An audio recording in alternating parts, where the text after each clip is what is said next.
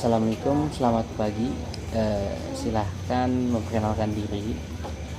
Waalaikumsalam warahmatullahi wabarakatuh. Perkenalkan, nama saya Aisy. Aisy doang namanya. Aldihan Aisy, Oh, dipanggilnya Aisy. oke. Saya bisa manggil Mbak Aisy ya. Iya, boleh. Terus kabarnya hari ini gimana Mbak Aisy? Alhamdulillah baik sejauh ini. Tapi agak ya, saya kesini kan ada permasalahan ya Mas, jadinya agak Baik. gundah gitulah sedikit. Oke. Terima kasih sebelumnya sudah datang dan bersedia mengikuti sesi konseling hari ini. Ya. Sebelum kita mulai, saya ingin menyampaikan bahwa semua yang Mbak Aisy ceritakan di ruangan ini bersifat rahasia. Jadi Mbak Aisy tidak perlu takut atau sungkan untuk bercerita. Oke? Oke. Iya. Terus Jadi saya jujur semua aja gitu ya. oke, jujur semua karena saya akan menutupi semua konseling kita berdua aja gitu. Tujuan sesi hari ini adalah membantu Mbak Aisy memahami pilihan karir yang sesuai dengan kebutuhan, kemampuan, dan keinginan Mbak Aisy sendiri. Jadi nanti kita akan berdiskusi bersama untuk mencari gambaran karir yang cocok. Apakah Mbak Aisy siap? Ya, saya siap. Oke. Baik Mbak Aisy. Kelihatannya Mbak Aisy sedikit tegang nggak? Iya, saya tegang juga, saya bingung masih. Ya, santai aja ya. Anggap aja di sini kita seperti sharing-sharing ngobrol biasa lah ya. Ini juga pertama kali saya kayak gini, maksudnya konseling kayak gini. Iya, nggak apa-apa. Biar jadi pengalaman juga wajar seperti itu. Oke, langsung ke tujuannya. Coba Mbak Aisy ceritakan apa yang membuat Mbak Aisy itu bingung terkait karir. Oke, jadi saya itu kan mahasiswa semester akhir gitu kan ya Pak. Nah, saya tuh selalu bingung loh. Saya tuh selalu overthinking besok kalau udah lulus saya tuh mau kemana, kerjanya jadi apa. Terus saya tuh juga sebenarnya tuh saya bingung dengan diri saya sendiri tuh, saya sebenarnya bagusnya tuh di bidang apa sih, walaupun saya nih udah tahu ya saya jurusannya tuh ini, tapi tuh kayak saya masih bingung loh apa yang sebenarnya cocok buat saya gitu. Tapi sebelumnya Mbak Aisy itu kan prodinya di bahasa Bahasa Inggris. Inggris. Nah, saya juga kayak takut apa prospek kerjanya tuh Nggak nggak ada menentu. gitu loh, kayak lowongan kerjanya nggak ada gitu. Oke, jadi saat ini Mbak Aisy masih belum yakin dengan pilihan karir yang ingin diambil. Iya, betul. Tapi takut salah memilih seperti apa yang Mbak Aisy bayangkan sih? Takut salah pilih itu seperti apa? Ya, saya kayak takut salah pilih. Saya lebih tepatnya tuh kayak apa ya, Apa pekerjaannya tidak cocok atau iya, saya juga takut bikin kecewa orang tua, kecewa keluarga gitu. Udah dikuliahin tinggi-tinggi gitu lah ya ibaratnya, malah jadinya cuma jadi apa, atau karirnya nggak sesuai kayak gitu kan, saya jadi overthinking ya Mas. berarti Mbak Aisy itu cukup memikirkan masa depan dengan cukup serius ya? Iya, saya serius banget. Saya juga ini sih, keluarga saya mikir banget keluarga saya. Oh, Maksudnya takut keluarga saya, mengecewakan. mengecewakan keluarga saya gitu.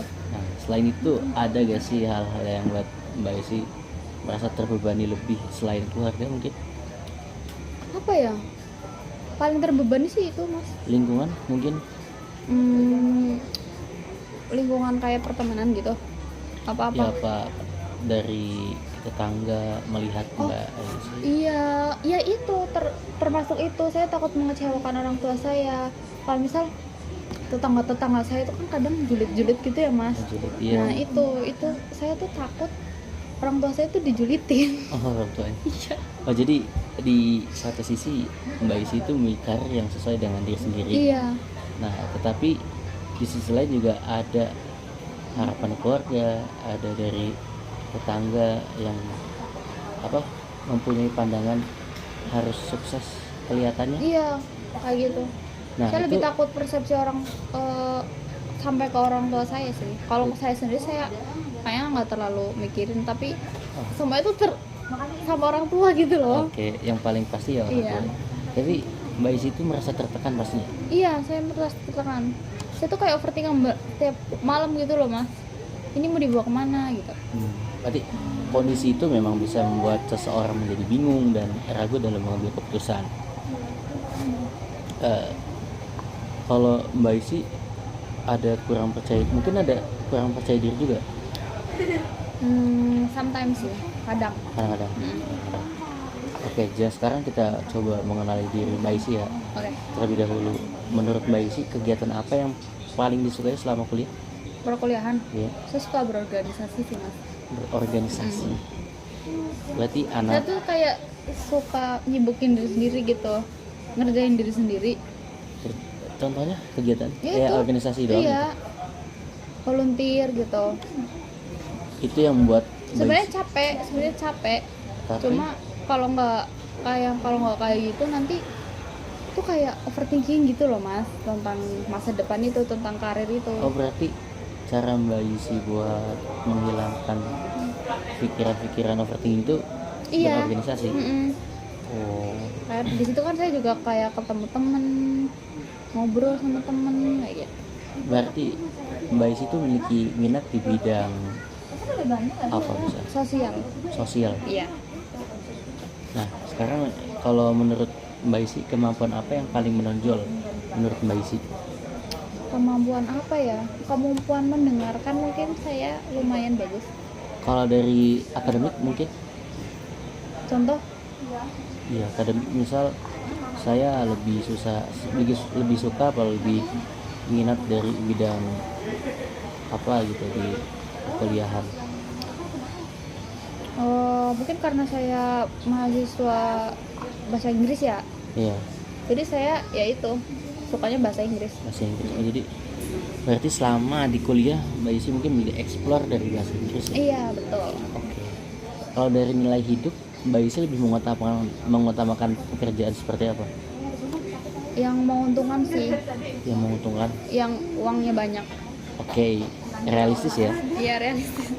Jadi selain mencari keamanan kerja, Mbak Isi juga ingin merasa berguna bagi orang lain. Iya, pengen banget, terutama orang tua itu. Saya Oke. pengen ada wishlist lah banyak gitu buat Wishlist. orang tua ya. Harapan Iya, harapan. itu menunjukkan bahwa Mbak Isi itu memiliki kebutuhan akan kebermanfaat bagi diri Mbak Isi dan sosial dan keluarga. Cukup hebat sih kalau menurut saya. Oke, selanjutnya sekarang kita coba ya bahas pilihan karir Mbak Isi satu persatu. Pilihan pertama menjadi guru bahasa Inggris, menurut Mbak Isi apa kelebihannya? Menurut saya bisa itu sih mengajarkan ya bahasa Inggris ke anak-anak, bisa kan ya Mas Hadi tahu lah ya. Iya. Mas Konselor tahu kan sekarang pendidikan di Indonesia bagaimana. Oke. Nah, itu saya sebagai guru bahasa Inggris bisa menularkan apa namanya ilmu saya ke anak-anak. Iya, gimana juga kan bahasa Inggris kan kayak bahasa ini kan internasional. Oke. Jadinya bisa menjembatani anak-anak lah. Yes. Nah, kalau kekurangannya mungkin, Kekurangan dari guru itu kalau kekurangan dari jadi guru iya, menurut saya ya jelas uangnya dikit. uangnya dikit. Iya. Kalau dari Kan dalam saya realistis tadi kan saya udah bilang kan Iya. ya. Saya kerja nyari yang gajinya gede, karena Oke. jadi guru gajinya dikit. karena Nah, itu di Indonesia masih sedikit iya. mungkin. Dan itu yang kayak menjadi apa ya? Overthinkingan saya juga selama beberapa bulan terakhir gitu. Antara duit, Iya, sama emang pengabdian pengabdian, buat anak-anak secara sosial. duitnya dikit dan pengabdian cukup lama. Iya. Itu yang Maksudnya- memberatkan Mbak Isi. Iya, maksudnya pengabdiannya cukup bagus gitu loh, kayak buat Indonesia ini. Iya. Tapi mungkin belum ada perhatian lebih dari pemerintah. Iya gitu. Oke, lanjut. Semuanya tuh gara-gara pemerintah. Iya, oke, semua bisa dibicarakan semua. Selanjutnya, baik pilihan kedua, content writer atau translator. Pernah kepikiran sih. Jadi translator itu kan kayak Apa yang dibayangkan Mbak Isi? drakor. Drakor. Iya, bukan drakor sih berarti. Tokohnya apa dari? Oh enggak, kayak translator film Inggris gitu loh. tau gak sih? Iya, paham. Iya, kayak film Inggris ditranslatein dari web gitu. Berarti bukan secara langsung terhadap tokoh, tapi di balik layar gitu. Iya, itu aku pernah mikirnya gitu. Terus kayak jadi penerjemah apa kayak gitu. Mungkin Kayak penerjemah buku atau penerjemah orang, tokoh gitu. jadi, Tapi nggak, maksudnya aku nggak pengen ke situ sih. Nggak pernah kepikiran pengen ke situ. nah sekarang kalau kekurangannya dari Mbak Aisy sendiri terkait cita-cita tadi yang menjadi translator Iya.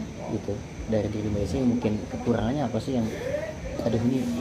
Aku sih sebenarnya nggak terlalu mendalami translator itu ya. Iya. Aku juga nggak tahu gajinya itu berapa. Terus habis itu kesibukannya sibuk atau enggak.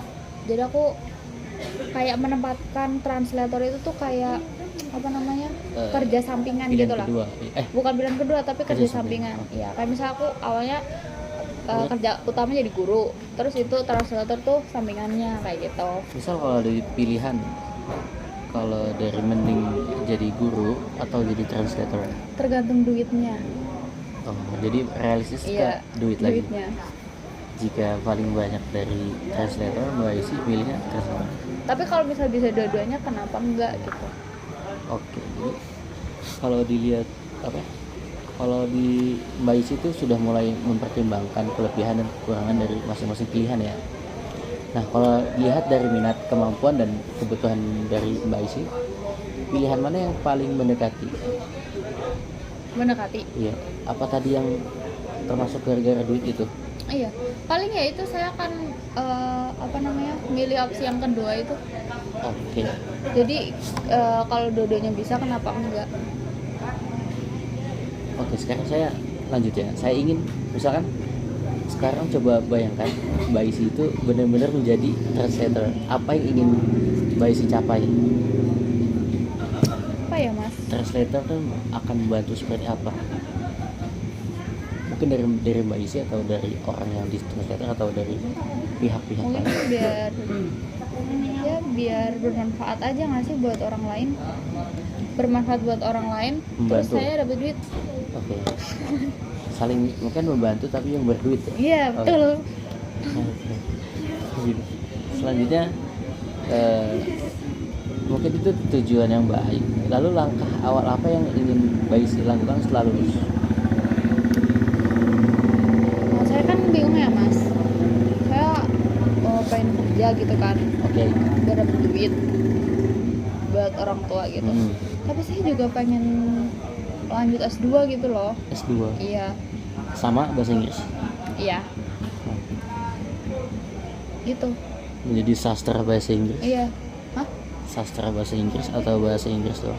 Kan saya sekarang bahasa Inggris pendidikan. Yes. Iya, saya ke pendidikan lagi. Biar sama.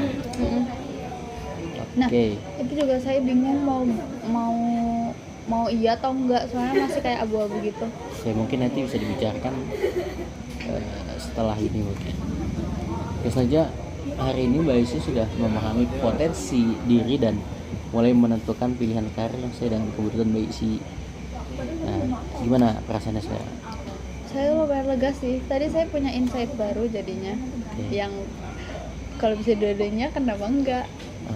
Jadi bisa jadi Guru. atau bisa jadi translator. Iya. Terkait- Buat sampingan gitu. Iya, jadi semua tergantung Duit. Iya. Iya. Saya realistis aja deh Mas. Sekarang aja rupiah berapa? 17.700. Oke, itu ranah politik ya. Iya. Tapi juga Ya saya pasti- mikir ke situ juga sih. Oke, bagus. Cukup berwawasan luas ya Mbak Aisy ini. Saya berharap Mbak Aisy tetap percaya diri pada kemampuannya dan terus mengembangkan potensi yang dimiliki.